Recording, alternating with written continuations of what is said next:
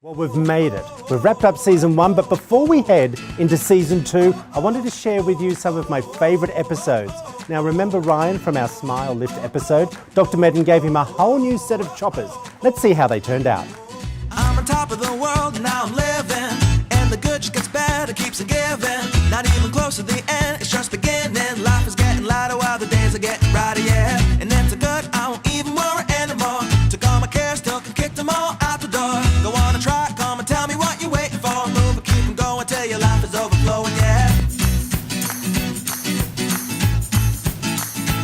I have to ask you, when people walk into your office and they're feeling quite insecure about their teeth, how rewarding is it for you to actually give that person a whole new smile? Well, it's very rewarding for me to give the patient the smile that they've been wanting to have for throughout their lives. What is a smile lift? One of the things that happens is as we get older, lips start sagging. So then we need to create that smile lift by filling the area where either teeth are crooked, chipped, worn. Okay, what we plan to do today is we're going to be prepping all these teeth, and then they'll be able to accomplish closing up your bite. This is your current bite right now. My bite isn't what it should be. You know, I only contact in a couple areas, and because of that, it causes wearing in those areas. Remove some excess gingiva. Sometimes I find myself covering my mouth in certain situations, and so aesthetically, you know, it'd be nice to have a smile that I'm happy with.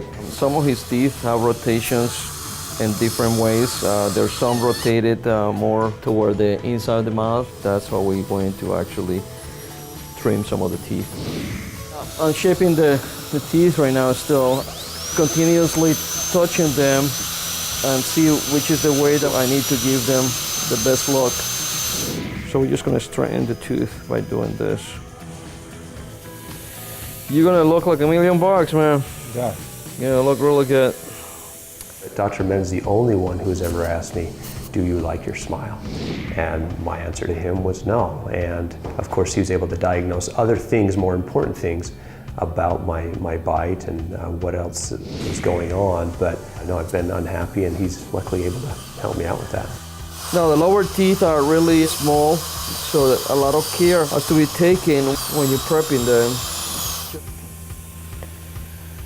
Want to go ahead and take the upper impression? This impression goes to the lab, so they could start fabricating the teeth. The teeth that we plan to do on Ryan have the two best things. One is internal strength, and the outside is the beauty, the aesthetics, that it gives you a natural look. I think it looks fine. Yeah, it looks good. The temporaries will be all in one piece, so he won't lose them or they become loose.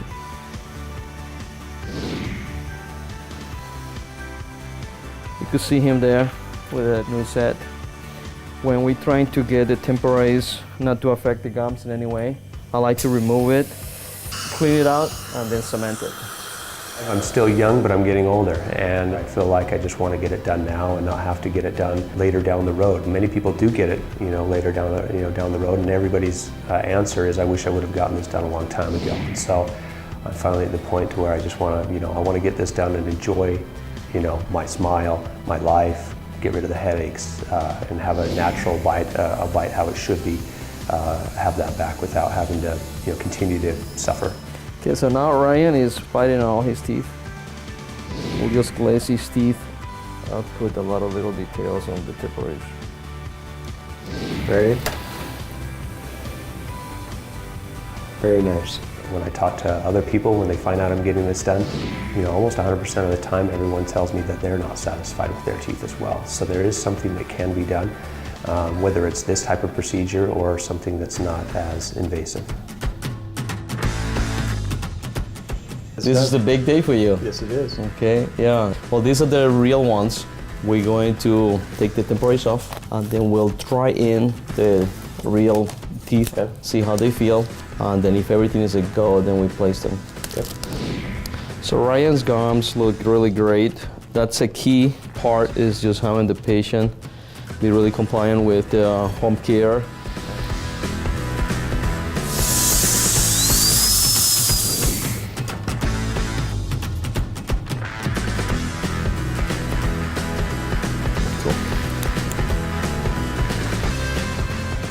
You're going to close your teeth. Close them. You like what you see, right? Yeah. I think they're excellent. Yeah. Looking at your before and after shots, Ryan, up on the screen now, what do you see when you see those? Healthy, confident teeth versus teeth that are in poor condition, poor bite. But yet you didn't Something- think they were bad. My case in general, I don't think is unlike a lot of general public I agree. out there. And really until I was educated, I didn't know any better. I think it's the perfect result for what we were looking for. I'm sure you would agree Ryan's smile looks amazing. It just goes to show that a great smile can really make all the difference in the world for someone. Who would have ever have thought it was possible to take fat from one part of the body and transfer it to another? Well, guess what? Watch Dr. Dunkley perform a fat transfication on Karen.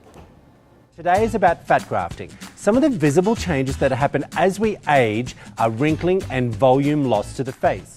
A simple procedure called fat grafting can correct these issues. What is fat grafting, you might ask? It involves using liposuction to remove the fat from one part of your body and adding it to your face. Well, today we're talking to Dr. Dunkley, the physician who performed Karen's fat grafting procedure. Hey, Dr. Dunkley, how are you? I'm well. How are you, Troy? I'm fantastic. I'm really excited about today Good. because I've seen the results. She looks incredible. I agree. So let's just have a look at Karen's before pictures, before you did anything, Dr. Dunkley, and just talk us through what you'll actually be doing on her face.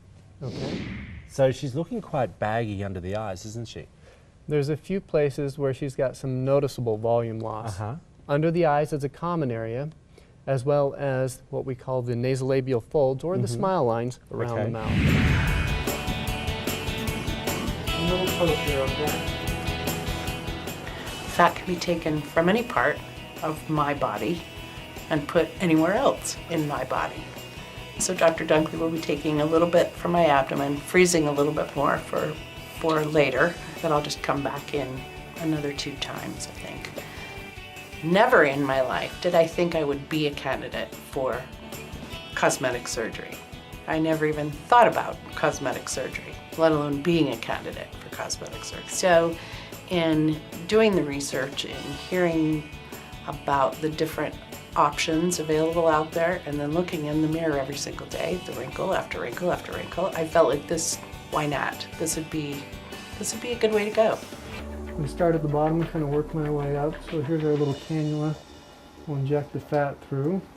This is just going to gross me out. So I put it in, inject as I pull back, leave a little track. Do that on multiple layers.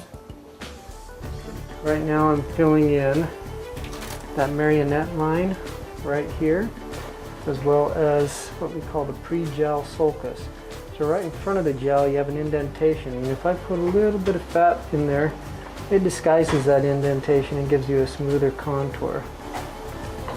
Going in, lay a little teeny track with some healthy tissue around it. These are 1 cc syringes. We're laying just a little bit at a time. I don't want to do too much too quickly. Okay, now I'm actually going to go work on the lower lip. We're going to just follow the contour of that lip, inject. As we come back out, same thing again, put a couple of passes in. Very similar to using a traditional filler, only the fat, we know some will be reabsorbed, as we've mentioned before, but whatever survives is like yours for a longer period of time than any but a permanent filler. So, and I'm going to move to the upper lip and do the same side, and then we may be able to see, at least on the camera, a little bit of difference there. That's kind of fun to see. So the problem with fillers is they all sell them by the cc. So I usually get 1 cc to work with, and this way I can use all the fat I want. We're going to go now and work on this area. We're going to just fill right in this tear trough here.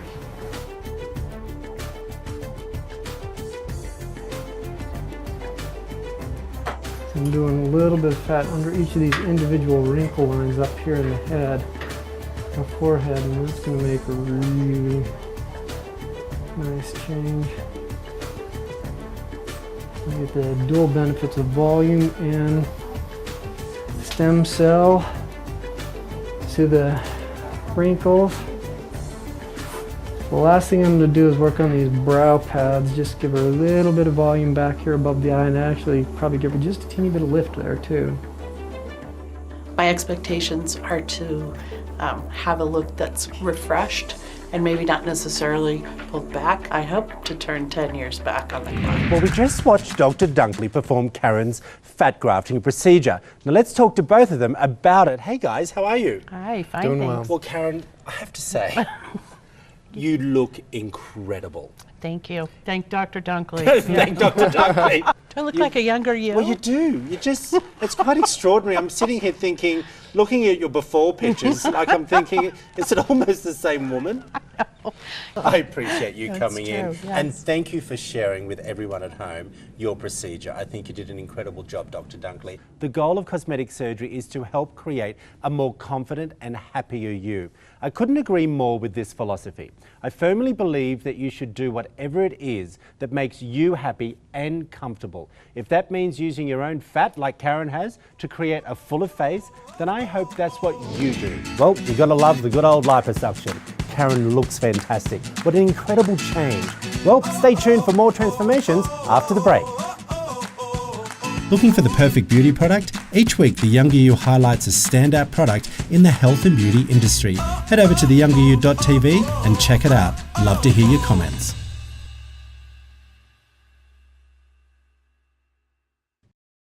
Let's revisit Dr. Red's episode about brain health. Isn't it interesting learning what you can do to stay sharp and keep your brain healthy? Today we're talking about your brain. That's right, you've heard me correctly. We're going to be hearing about what makes a brain healthy, how to test your brain's wellness, and what you can do to help that brain of yours. Let's go meet up with Dr. Joshua Red to learn all about healthy versus unhealthy brains. Thanks, Troy. I'm here at the University of Utah to not only talk about brain health, but also show you the difference between what a healthy brain looks like and an unhealthy brain. Dr. Stensis, tell me what we have in front of us right now. Well, we have a tray of brains. And you'll notice that they're really, really hard. Feel that. Yeah. It's kind of like a rubber ball, but they really aren't like that when you're alive. Okay. They're very, very soft, about like green Jell-O. Yeah. Oh, it's what pretty causes soft. it to harden after they die? Okay, so in these buckets over here, we have formaldehyde, and formaldehyde causes the protein to get hard so that it doesn't decompose. But it's really dangerous to think about the brain like a rubber ball, see? Yeah. Like that? Yeah. You don't want to think of it that way because then you start to be careless. If you thought about green Jell-O sitting inside this skull, okay, I'm going to bang into the windshield, okay? Yeah. And your brain goes up against here, and then it bounces back here. What does it rub over? It rubs over these rough ridges, and those ridges are on the underside of the brain, and so you'll see what we call contusions of the temporal lobe here and the frontal lobe. So you can do irreversible damage with trauma just by the brain sliding forward and backward. Yeah. Let's look how the brain is affected by somebody that has a stroke. Okay, there are different kinds of strokes. This is a hemorrhagic one because there's a hemorrhage, there's a blood clot. The important thing about stroke is the biggest cause of stroke is hypertension. Everybody has to get checked for hypertension. And obviously, dietary and lifestyle is going to be crucial for these patients. Absolutely. The two most important things are diet and exercise. Yeah. Exercise increases blood flow to the brain. Blood flow to the brain is a healthier brain. What happens when a patient has a stroke? Can you describe that to us real fast? Now, they aren't all like this. Some of them, you wouldn't see a blood clot. What happens is a blood vessel gets plugged up. That's called an ischemic stroke as opposed to a hemorrhagic stroke. Okay. In an ischemic stroke, if you catch them within 3 hours, they can bring them and radiologically inject something called TPA, which can dissolve, in many cases, the blood clot. So it's crucial we know the signs of a stroke. Do you know what some of those signs are? Well, some of those signs are slurred speech. You can also ask them to smile, and if one side of the face is asymmetrical, or they can't blink, Those are signs. Stick out their tongue. Can they understand commands? There's a whole series of very simple things that any lay person at home can ask their spouse or their friend. Can you show us the difference between a healthy brain and a brain of somebody who is suffering with dementia? Okay. This is a relatively healthy brain of an older person. So if I had a 30-year-old, the spaces here between the gyri wouldn't be as great. But if you compare that and then you look at the width of the gyri here and the depth, you can see that there's been loss in the frontal lobe. Dementia can be due to lots of things that cause a loss of neurons and a loss of your cognitive ability. So it can be things like vitamin B deficiency. It could be swings in glucose. It could be thyroid, and it could be just lack of cerebral blood flow. So we're looking at a brain now of a subdural hematoma.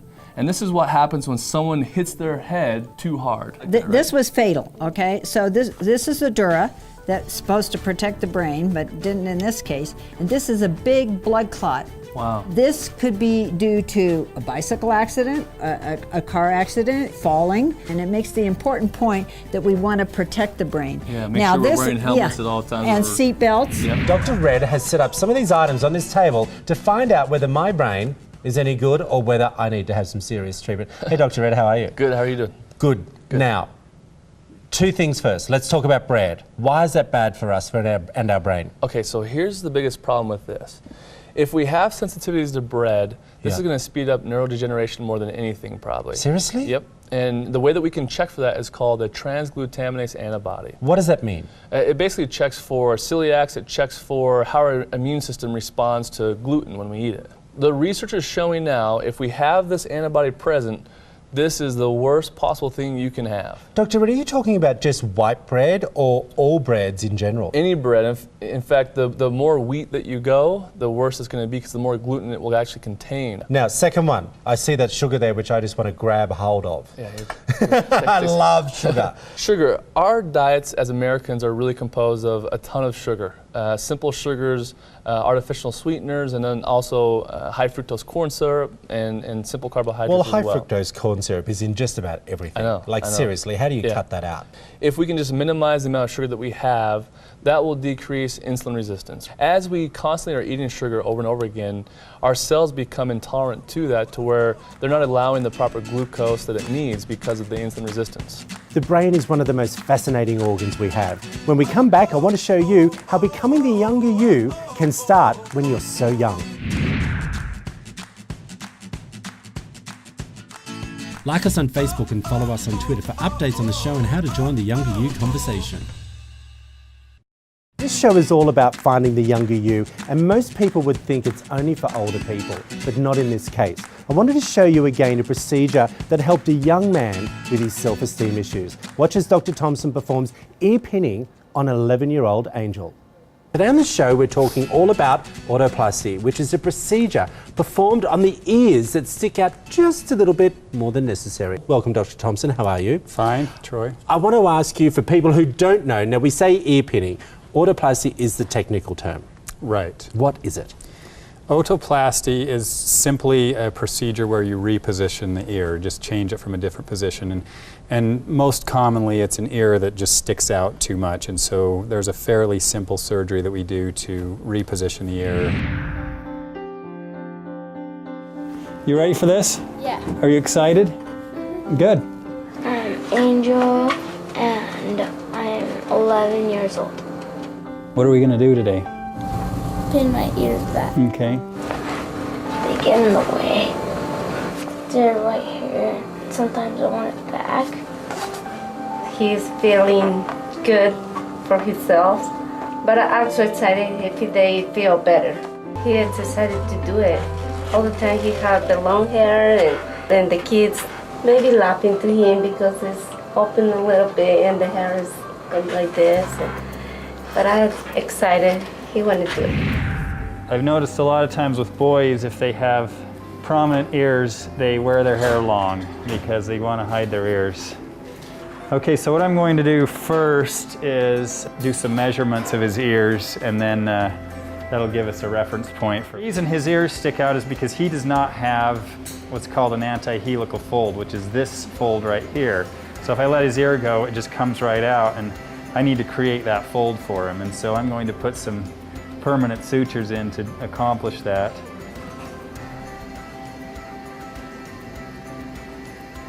And my incision is going to be kind of right where these sutures will be placed.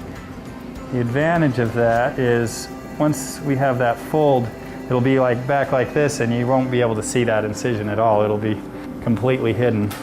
All right, let's do the local now. This will reduce bleeding, and it'll make it so that he doesn't need as much medication to keep him asleep because he won't be feeling anything.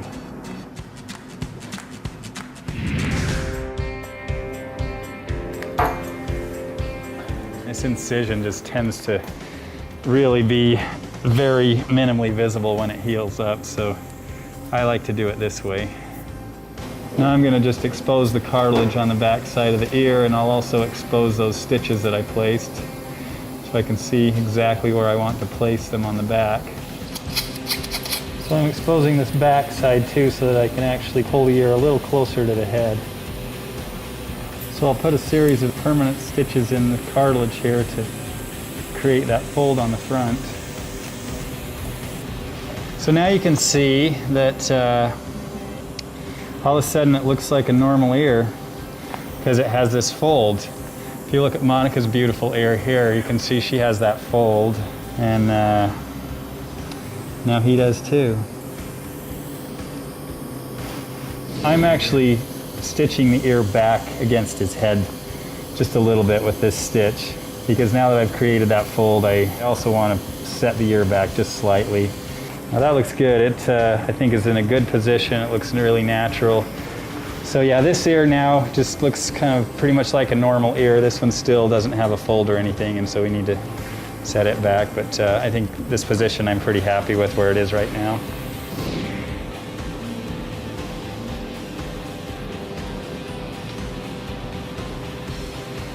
I tell everybody that our ears are already not the same. If we measured all of ours, they would be different.